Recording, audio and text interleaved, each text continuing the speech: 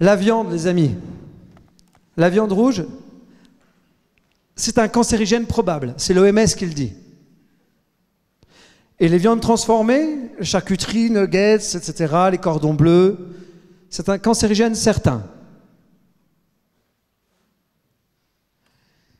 Alors ça, c'est l'Association américaine de diététique. C'est le plus grand regroupement de professionnels de la santé. Ça réunit plus de 100 000 professionnels.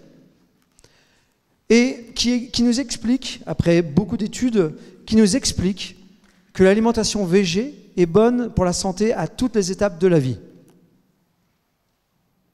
Est-ce qu'on peut avoir un peu de lumière en salle, s'il vous plaît? Le lien entre la consommation de viande, d'œufs, de produits laitiers et l'ostéoporose, l'asthme, etc. a été établi. Les végétaliens ou tariens sont moins sujets aux maladies modernes. On va parler des maladies modernes. Le végétalisme est adapté aux enfants, ce qui leur permet de réduire les risques de maladies cardiovasculaires, d'obésité, diabète, etc. Les mutuelles, en Angleterre, le savent bien. C'est moins cher, il y a des primes pour les végétaliens. On sait très bien que plus tu vas manger de viande, plus tu vas manger de fromage, et je vous expliquer après pourquoi on n'est pas adapté à ça. On sait très bien que ce n'est pas fait pour être en bonne santé. Je vous propose de voir si ceux qui ont Netflix, ou alors vous pouvez vous procurer autrement, mais je sais que les jeunes ont Netflix. Il y a des jeunes quand même ce soir? Je vous propose 3 films. La santé dans l'assiette. Hein? La santé dans l'assiette, c'est extraordinaire. On suit des gens qui ont des maladies modernes, qui ont des cancers, enfin surtout des diabétiques, des obèses, des gens qui ont des maladies cardiovasculaires, genre hypertension, etc. Et puis, qui, à force de manger végétal, beaucoup de cru, bio, etc., on va en parler, hein, les aliments, fuir les aliments transformés, fuir les cuissons trop vives, fuir les aliments carnés et produits laitiers, et bien c'est des gens qu'on voit au bout de 10, 15, 20 ans, et bien guérir et arrêter leur traitement qui était prescrit à vie. Mais ça, évidemment, on va le voir, mais ça ne fait pas plaisir du tout à l'industrie pharmaceutique. Hein. Bien se nourrir et être en bonne santé, ça ne génère aucun pognon. What the Health? Ça, c'est un film intéressant aussi parce que ça montre de quelle façon les industries pharmaceutiques ou l'industrie agroalimentaire empêchent justement tout ce qui est lié à la santé de développer un argumentaire honnête et cohérent, en particulier quand ça vient du gouvernement. Et Cowspiracy, c'est vachement bien, ça parle de l'environnement, de l'impact de l'élevage sur l'environnement. Et ça nous explique à quel point les politiques ne sont pas responsables, n'agissent pas de façon responsable vis-à-vis des citoyens en les informant. Donc ça, c'est 3 documentaires qui sont très intéressants à voir. Ceux qui aiment lire, vous pouvez lire l'enquête Campbell. Hein, l'enquête Campbell, c'est très intéressant. En gros, on va vous expliquer que si vous voulez être en bonne santé, eh bien, vous mangez végétal, bio, vous faites attention à votre assiette, évidemment, et vous évitez tout ce qui est produit industriel, c'est-à-dire tous les plats transformés qui sont riches en sel, riches en sucre. Vous mangez, plus vous allez manger vivant, plus vous allez être vivant. Un maximum de cru ou cuit vapeur, etc. Mais c'est pas compliqué, hein. Et comment ne pas mourir? De Greger, c'est un très grand nutritionniste, un docteur américain qui est très connu et qui va vous expliquer qu'évidemment, tout est dans le végétal. Hein. Et vous n'allez jamais guérir d'une maladie en mangeant de la viande ou de la charcuterie. Hein. Voilà, vous avez à gauche l'Alsacien typique. Oh, je plaisante.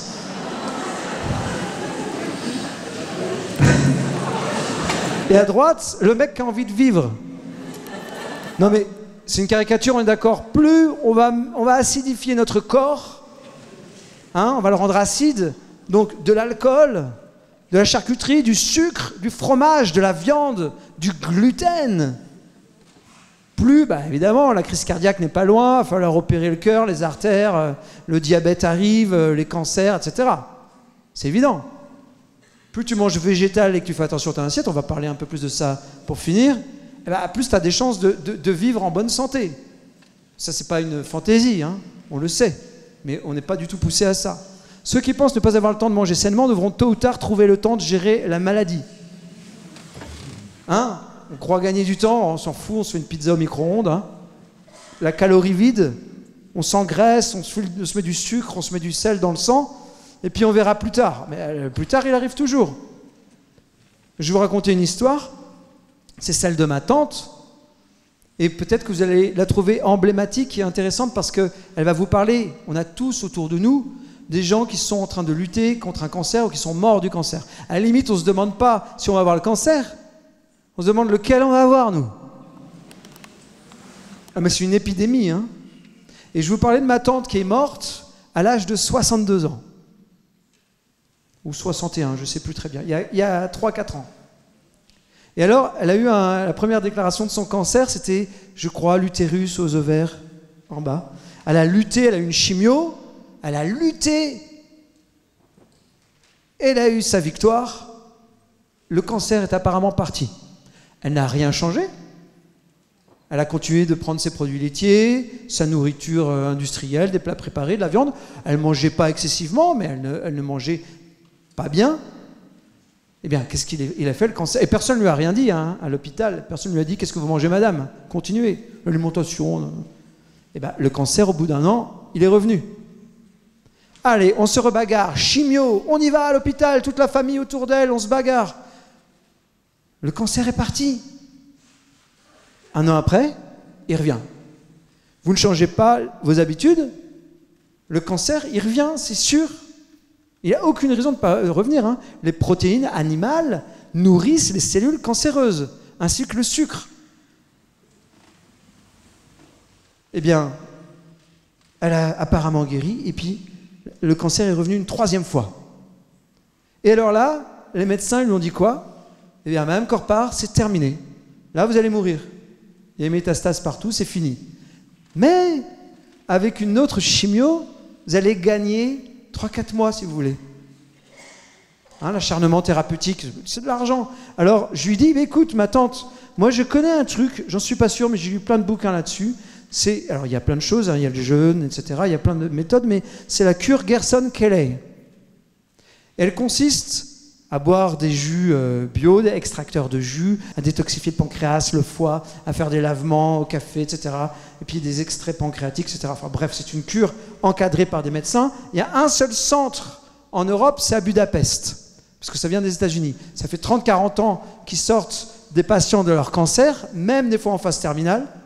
Et je lui ai dit, écoute, quitte à faire un truc farfelu, au moins ce ne sera pas pire que la mort. Autant essayer ça. Donc je lui dis, je t'accompagne, on y va pendant 15 jours, c'est encadré par les médecins, et on t'apprendra à faire cette cure. Alors, elle s'est dit, pourquoi pas, au point où j'en suis. Elle va voir ses médecins à l'hôpital de Nantes, son cancérologue. « Madame Corpart, c'est dangereux ces trucs-là, n'y allez pas !» Alors, moi je me suis demandé ce qui était plus dangereux que la mort. Hein? Vous voyez, l'esprit de fermeture, hein, l'esprit fermé hein, qu'ils avaient. J'aimais bien la lumière dans la salle, moi je voyais les gens. On peut remettre la lumière s'il vous plaît? Non, je ne peux pas voir les gens. Pour remettre la lumière? Merci. Voilà, super.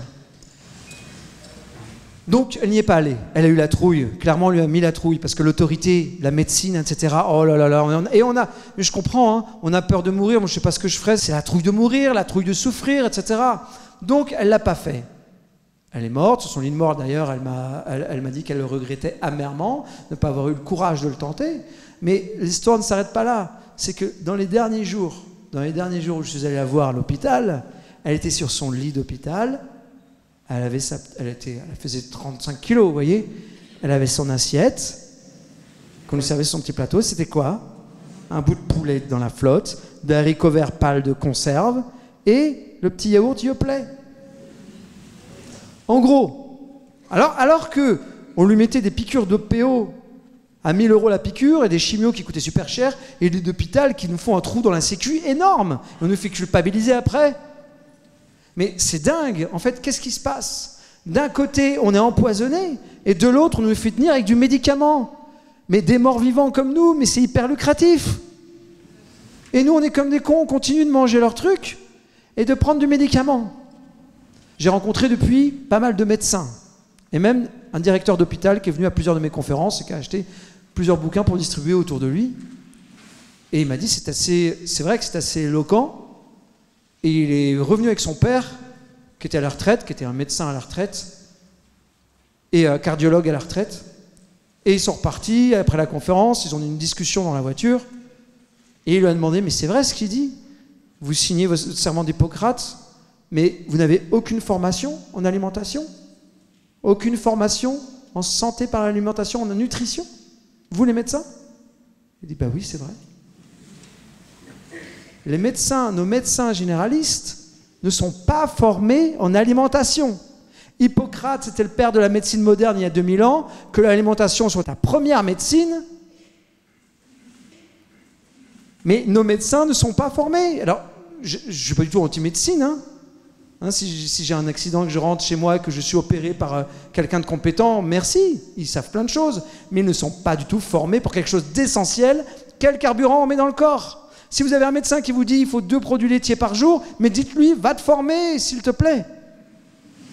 Va te former. À l'école qui fait les cours, mais c'est les firmes pharmaceutiques qui font les programmes. On apprend à quoi, nos médecins? On apprend à regarder un symptôme et à mettre un médicament sur le symptôme. C'est une médecine symptomatique que nous avons. Ce n'est pas une médecine préventive. Au Tibet, on dit, si tu manges mal, va pas voir ton médecin, tu le déshonores et tu lui fais perdre son temps. On est déresponsabilisés depuis tout petit. On vote pour quelqu'un qui va faire les lois à notre place. On mange une viande que quelqu'un d'autre a tuée.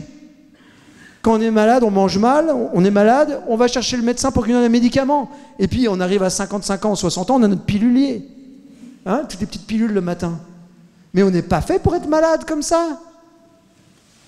Mais c'est hallucinant, on a des Rolls-Royce. Si on écoute notre corps, si on mange en conscience, si on sait ce qu'on mange, on n'est pas fait pour être malade comme ça. Je vais vous raconter la suite de l'histoire que j'ai commencée tout à l'heure. Vous savez, je vais vous en parler. Je vais vous en parler, merci de me demander, madame. Je vois que madame est bien réveillée maintenant. Ça va? La digestion est passée? C'est bon. Je plaisante, D'accord. Est-ce que vous écoutez en dormant ou...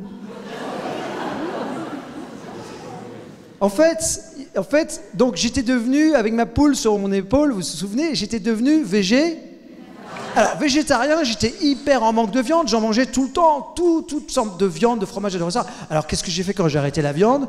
J'ai tout misé sur le fromage. J'ai pas arrêté. Alors, mon appareil à raclette, il déchauffait pas. J'en faisais 2-3 par semaine. Attends, il fallait bien que je compense. Je comprenais pas, on m'avait dit végétarien, bonne santé, moi je continue de grossir. J'étais pas bien dans mon corps. Allez, le comté, allez, le machin, les trucs, pizza au fromage, les 3 fromages, tout ça. Et puis, alors, à partir d'à peu près 25-26 ans, j'ai commencé à être en mauvaise santé. Moi, qui avais autant d'énergie, ces grandes formes, je ne comprenais pas. Je vais vous raconter un pan de ma vie qui n'est pas glorieux. Je me suis mis à avoir des diarrhées chroniques. C'est pas rigolo. Merci de ne pas rire. À partir de l'âge de 25-26 ans.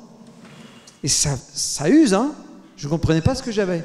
Et j'avais de plus en plus mal aux os, aux articulations, mes genoux, etc. J'étais pas bien dans ma peau. Alors que j'adorais jouer au foot et tout ça, je ne comprenais pas pourquoi j'étais pas bien. Alors je suis allé voir d'abord un spécialiste, vers 28 ans, un gastro-entérologue, une sommité, un professeur d'université à Nantes, qui m'a accueilli dans un cabinet en Vendée, j'étais là-bas à l'époque. Et alors, je lui dis, voilà, docteur, je suis pas bien, j'ai des diarrhées tout le temps, je comprends pas, je suis vraiment pas bien. Il m'a fait tous les examens possibles. Vous savez, la fameuse coloscopie. J'étais endormi, j'ai pas vu. Pour voir si j'avais des polypes, je sais pas moi, un cancer, la maladie de Crohn, rien. Tout va bien, monsieur Corpart. Le dernier rendez-vous, c'était, je peux rien pour vous. Vous devez avoir peut-être une hypersensibilité intestinale. Ça veut rien dire. Alors, je suis reparti avec ma diarrhée. Mon désespoir. Le mec, il m'a jamais demandé ce que je mangeais. Il enseigne aux étudiants. Bon, il était pas loin de la retraite, peut-être qu'il ne s'était pas formé, peut-être que les plus jeunes, parce qu'évidemment, il y a plein de médecins qui commencent à se former et à avoir le même discours que je tiens à propos des produits laitiers. Hein. Bref, ça s'était réglé, je suis reparti avec ma diarrhée et mon désespoir. Je suis allé voir un kiné, un super qui m'avait été conseillé par mon médecin généraliste pour mes problèmes de genoux. Je craquais, j'avais mal tout le temps, j'avais mal aux épaules, etc. Mince. Il m'a regardé, il m'a fait des examens, paf, paf, machin. Il m'a regardé dans les yeux, il m'a dit « Monsieur Corpart, à 40 ans, vous aurez des prothèses. » Le marché de la prothèse, ça se passe très bien. Hein. Oh, bah évidemment, hein, vous savez que les capitaux des firmes pharmaceutiques sont les mêmes que les firmes agroalimentaires. C'est très intéressant, hein, c'est un profit colossal, c'est les mêmes. Bon, ok. Je suis reparti avec ma diarrhée, ma perspective de prothèse. Quelle incarnation quand même, hein. À 28 ans, t'es déjà super mal foutu, merci d'être venu, quoi. Et un jour, je suis tombé sur un médecin, comme il y en a, un peu plus éclairé que les autres, qui m'a dit « Mais attends, tu as des problèmes avec le lait, toi, etc. Tu manges quoi ?» Alors, en même temps, je me suis intéressé aux vaches, aux animaux, et puis à tout ce que je consommais, etc. J'ai creusé la question. J'ai arrêté tous les produits laitiers. J'ai arrêté donc de manger de la viande, mais ça c'était avant. J'ai arrêté tous les produits laitiers. Je me suis nourri de végétal, mais attention, pas n'importe comment. Je faisais attention à mon assiette. Je mangeais beaucoup de cru, beaucoup de crudité, beaucoup de vapeur. Je faisais attention à bien composer mes assiettes pour avoir mes protéines, etc. Hein, pour moi, vegan, c'est pas égal bonne santé. Hein. Je fais une petite parenthèse. Il y a plein de copains véganes qui se préparent un bon cancer hein, et un bon diabète. Hein. Aliments transformés, du sucre, des chips, des machins, etc. Du coca et de l'alcool, c'est vegan. Mais tu prépares ton cancer pareil. Bref, je ferme la parenthèse. Je me suis mis à bien manger. Eh bien, mais il faut dire que j'ai eu un peu peur. Hein. Quand j'ai arrêté les produits laitiers avec tout ce qu'on m'avait dit, les premières fois où je suis sorti dans la rue, j'y allais comme ça. Je faisais gaffe à mes os. Un copain qui arrive, salut Guillaume, doucement, j'ai arrêté les produits laitiers. Et puis non. J'ai 43 ans le mois prochain. J'ai plus mal aux genoux. J'ai plus de problèmes d'intestin. J'ai jamais eu autant d'énergie. J'ai juste fait attention à ce que je mangeais. J'ai arrêté les conneries. J'ai essayé de me déconditionner. Mon cas ne fait pas science. Hein, il faut s'observer soi-même. Je veux dire, c'est pas parce que chez moi ça s'est passé comme ça que ça doit se passer comme ça chez tout le monde. Mais on sait très bien, par exemple, manger énormément de gluten. On soupçonne très très fort que ça abîme les parois intestinales et que plein de choses qui ne devraient pas se loger dans le reste de l'organisme se logent, comme le calcium en surabondance du fromage qui fait des microcalcifications et puis qui se transforme des fois en cancer du sein chez la femme. Enfin bref, il faut vraiment vous renseigner, il faut lire, il faut sortir de ces pubs et comprendre que votre médecin, c'est un allié certes, mais il n'est pas formé pour ça. Il est victime lui-même d'un conditionnement. On est conditionné à toutes les échelles.